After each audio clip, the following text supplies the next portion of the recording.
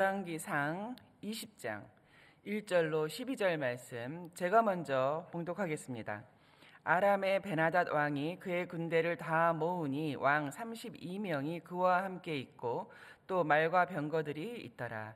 이에 올라가서 사마리아를 에워싸고 그곳을 치며 사자들을 성 안에 있는 이스라엘의 아합 왕에 보내 이르기를 베나단이 그에게 이르되 네 은금은 내 것이요 네 아내와 네 자녀들의 아름다운 자도 내 것이라 하매 이스라엘 왕이 대답하여 말하기를 내 주 왕이여 왕의 말씀같이 나와 내 것은 다 왕의 것이니이다 하였더니 사신들이 다시 와서 이르되 베나닷이 이르노라 내가 이미 네게 사람을 보내어 말하기를 너는 네 은금과 아내들과 자녀들을 내게 넘기라 하였거니와 내일 이맘때에 내가 내 신하들을 네게 보내리니 그들이 네 집과 네 신하들의 집을 수색하여 내 눈에 기뻐하는 것을 그들의 손에 잡아 가져가리라 한지라. 이에 이스라엘 왕이 나라의 장로를 다 불러 이르되 너희는 이 사람이 악을 도모하고 있는 줄을 자세히 알라. 그가 내 아내와 아내들과 내 자녀들과 내 은금을 빼앗으려고 사람을 내게 보냈으나 내가 거절하지 못하였노라. 모든 장로와 백성들이 다 왕께 아뢰되 왕은 듣지도 말고 허락하지도 마옵소서 한지라. 그러므로 왕이 베나닷의 사신들에게 이르되 너희는 내 주 왕께 말하기를 왕이 처음에 보내 종에게 구하신 것은 내가 다 그대로 하려니와 이것은 할 수 없나이다 하라 하니 사자들이 돌아가서 보고하니라. 그때에 베나닷이 다시 그에게 사람을 보내어 이르되 사마리아에 부스러진 것이 나를 따르는 백성의 무리의 손에 채우기에 족할 것 같으면 신들이 내게 벌 위에 벌을 내림이 마땅하니라 하매 나머지 2절 같이 읽겠습니다. 이스라엘이 대답하여 이르되 갑옷 입은 자가 갑옷 벗은 자같이 자랑하지 못할 것이라 하라 하니라. 그때에 베나닷이 왕들과 장막에서 마시다가 이 말을 듣고 그의 신하들에게 이르되 너희는 진영을 치라 하매 곧 성읍을 향하여 진영을 치니라. 아멘. 여러분은 어떠세요? 성도로 살면서 배우고 익히는 것 중에 하나는 보이는 것이 전부가 아니라는 것입니다. 이것을 계속 익히고 있는데요.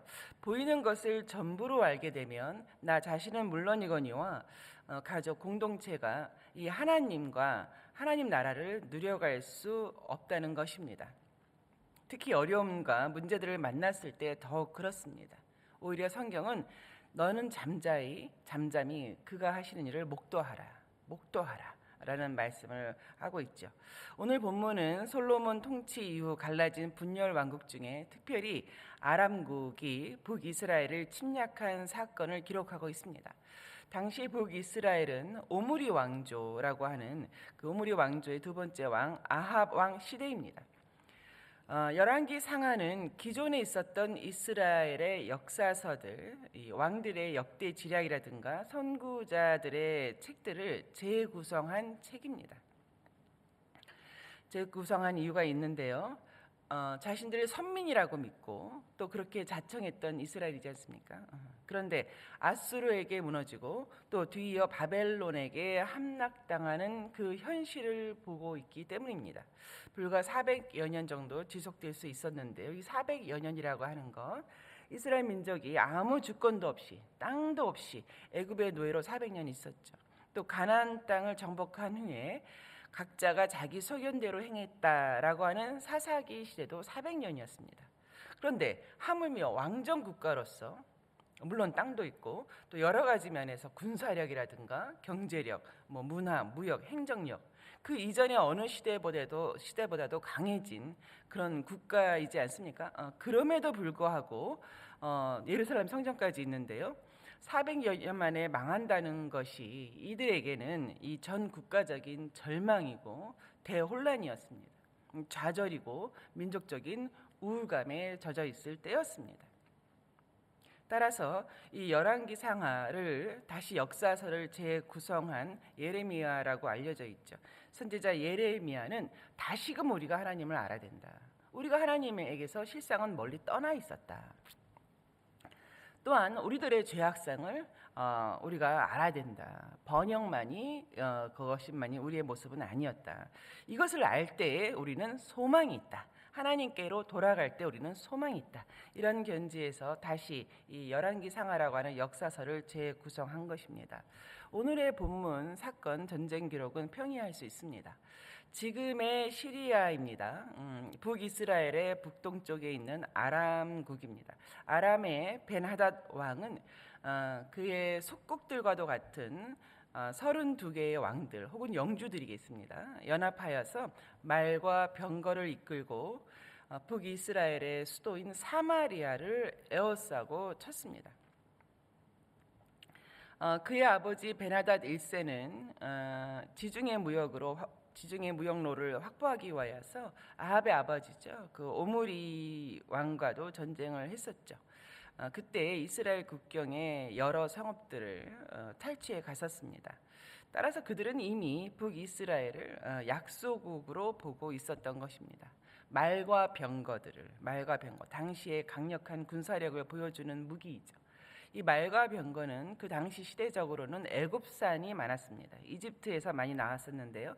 여러분 아시다시피 솔로몬 왕이 중개 무역 이익을 위하여서 말과 병거를 애굽에서 수입해서 바로 오늘 본문에 있는 이 아람국에 판 것을 잘 아실 것입니다. 불과 몇십 년도 안 되어서 이게 BC 857년 사건인데요.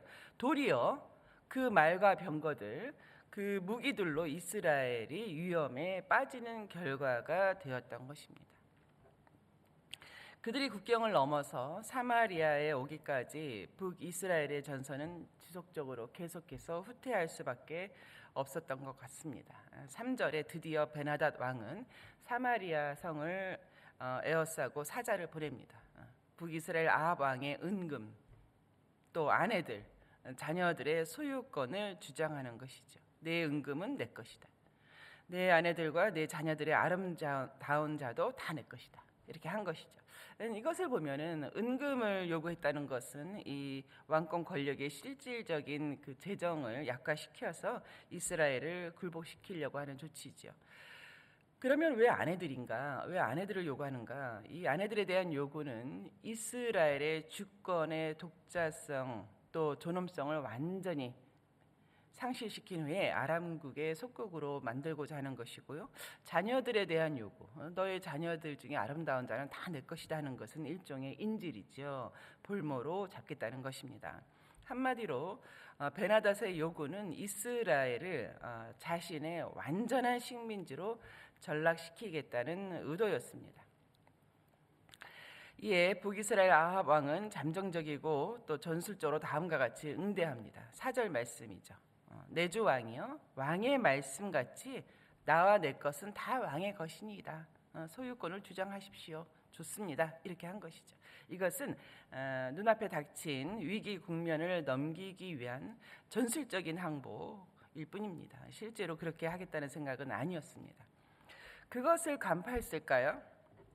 베나닷 왕은 실질적으로 은금과 아내들과 자녀들을 넘기라고 사신들을 보냅니다. 그리고 덧붙여서 6절에 보니까 내일 바로 그 다음 날 이맘때에 신하들을 보내서 집과 또 왕의 집과 신하들의 집을 다 수색하여 좋은 것들을 다 가져가겠다고 이제 최후 통첩을 하는 것이죠. 수색하여서.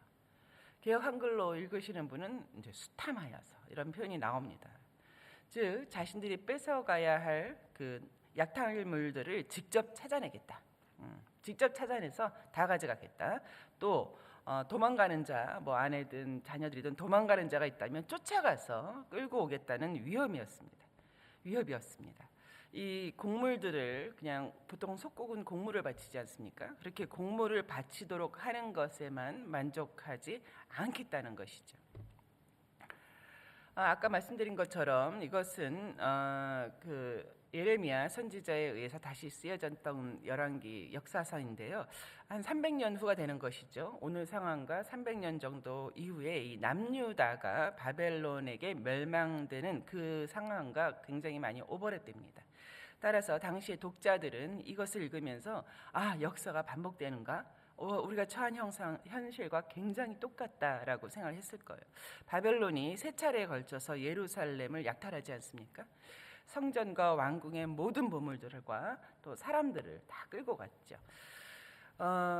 물론 열왕기를 읽는 오늘날의 우리 성도들도 이와 같은 사건들을 우리가 목도하게 됩니다. 이번 주 중에 이제 시작된 중동 지역뿐만 아니라 지금 이상하리만큼 여러 국가들이 이제 각자의 명분이 다 있습니다. 각자의 명분을 내세워서 실질적으로는 양육강식식의 전쟁을 하고 있는 것 아닙니까? 오늘 본문의 북이스라엘은 이렇게 아람이라고 하는 고양이 앞에 놓인 생쥐꼴이 되어서 잡혀 먹힐 위기에 있었습니다. 이번에는 아합 왕이 장로들을 모읍니다. 사마리아 성내에 있는 장로들을 모았겠죠. 그리고 긴급 회의를 갖습니다. 또 백성들도 그렇고 당시 여론이 그런 것이죠. 가만히 앉아서 아람의 약탈을 지켜보기보다는 차라리 싸우다 죽는 편을 선택했던 것입니다. 결사항전의 의지를 보인 것입니다. 그 중에 특별히 여호와를 경외하는 경건한 사람들, 이 심판하시는 하나님, 이 전쟁에 능하신 하나님을 믿는 그런 백성들이 많았던 것 같습니다.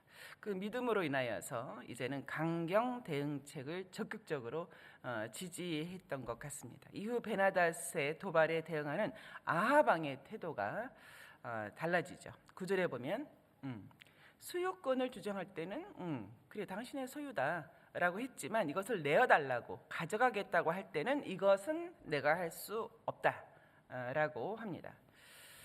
그리고 11절에 의기양양해하는 베나닷을 향하여서 이렇게 말합니다. 11절에 갑옷 입은 자가 갑옷 벗은 자같이 자랑하지는 못하는 것이다. 자랑하지 못할 것이다. 갑옷 입은 자라고 하는 것은 이제 막 전쟁을 준비하며 전쟁의 채비를 차리는 자이죠. 갑옷을 입고 전쟁에 나가겠다는 것이죠. 갑옷을 벗은 자라고 하는 것은 이미 전쟁에서 승리하고 또 살아남아서 전투복을 벗는 자를 묘사한 것입니다. 그러니까 갑옷 입은 자가 이제 막 전쟁을 나가면서 싸워보지도 않고서 승리한 것 마냥 교만방자하게 굴지 말라는 것이었습니다. 만약 우리나라였다면 뭐 김치국부터 마시지 말라 했겠죠. 이 리빙 바이블에서는 영어 속담을 인용해서 이렇게 이 부분을 의역했습니다. 알이 부화하기도 전에 달걀이죠. 부화하기도 전에 병아리 수요를 세지 말라. 그렇게 의역을 했습니다. 이 말을 전해들은 베나닷은 즉시로 군사들을 성읍으로 출정시킵니다. 내일 본문에 보면 또 이 전쟁이 어떻게 승리로 가는지를 알 수 있는데요.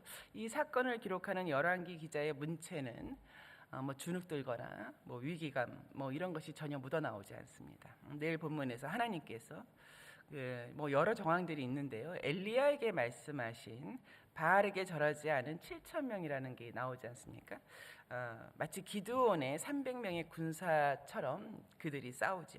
또 하나님께서 직접 전쟁에 개입하셔서 완승을 거두기 때문입니다.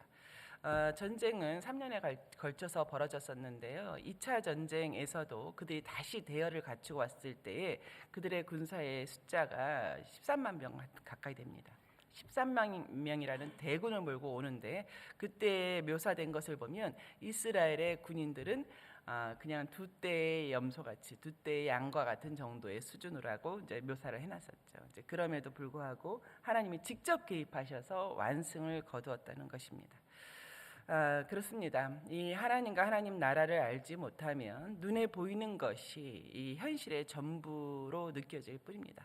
이게 전부구나. 나는 이제 마지막이구나. 이게 끝이구나. 최악이구나. 에워싸는 문제들과 난관들, 어려움들이 전부로 보이는 것이죠. 하나님과 하나님 나라를 모르면 그렇게 되는 것입니다. 오늘 열왕기 기자는 그 기록 당시 바벨론에게 망해가는 이 국가적인 존폐 위기 앞에서 말하고 있는 것이죠. 보이는 것이 전부가 아니다. 보이는 것이 전부가 아니라는 것을 우리들의 자신들의 지난 역사를 통해 다시금 깨닫자. 우리가 하나님을 찾고 하나님께로 돌아가는 그것이 소망이다. 그것을 깨닫도록 촉구하고 있는 것입니다. 그렇습니다. 하나님과 하나님 나라를 보고 이해하는, 우리가 흔히 천국시야, 천국시야를 회복해야 된다는 말을 하잖아요. 이해하는 성도로서 이 보이는 것이 전부가 아니구나. 이것을 잘 인식하고 또 범사에 하나님의 일하심을 목도하며 기뻐하는 저와 여러분 되시기를 주의 이름으로 축원합니다. 예, 우리 아까 부르신 찬송가 새